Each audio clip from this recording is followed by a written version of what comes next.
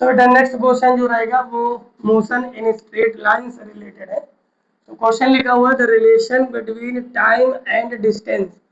Question बेटा related है T is equal to alpha x square plus beta x. यहाँ पर रिलेशन गिवन है और इसको यहाँ पर हम राइट डाउन भी कर लेते हैं। Given t is equal to alpha x square plus beta x where alpha and beta are constant. The relation between acceleration a, हमें एक्सेलरेशन ए फाइंड आउट करना, वेलोसिटी वी फाइंड आउट करनी है और बताना कि इनमें चारों में से कौन सा आंसर सही। क्वेश्चन जो लिया है वो जेई 2024 का है। ठीक है, तो सबसे पहले तो हमको दो चीजें पता होनी चाहिए कि अगर हमें dx अपॉन dt हमने निकाला हुआ तो ये तुम्हारा बेटा रहेगा वेलोसिटी के इक्वल, और अगर हमने एक्सेलरेशन निकालना है तो हमें d2x अपॉन dt2 पता होना चाहिए।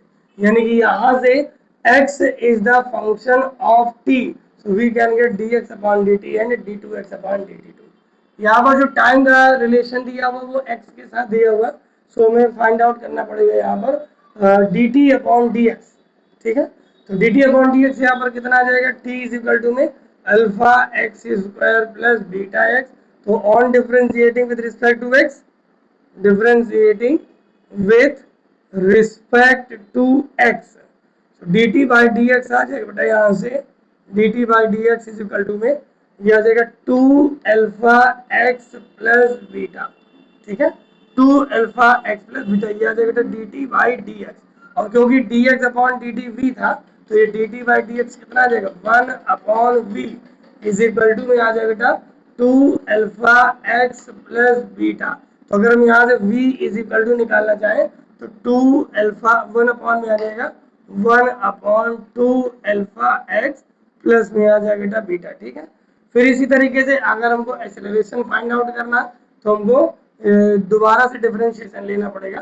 तो अगर हम इसी का डिफरेंशिएशन ले लें d2x अपॉन dt2 तो यहाँ से कितना आ जाएगा बेटा, यहाँ से आ जाएगा d2t अपॉन dx2 ले लेते हैं d2t अपॉन dx2।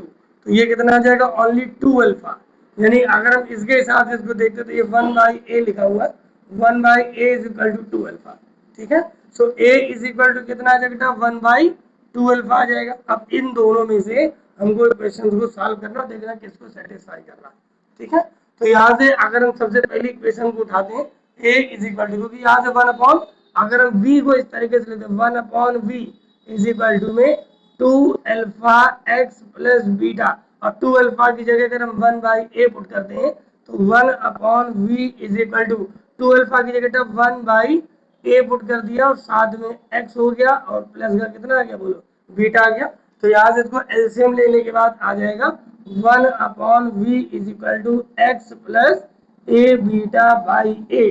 तो यहाँ से a इज इक्वल टू आ जाएगा x into v plus v a beta. ठीक है, अब इस वैल्यू को हम चारों में बारी बारी से रख के चेक कर लेंगे, जिसमें भी आंसर आ जाएगा भाई उसका आंसर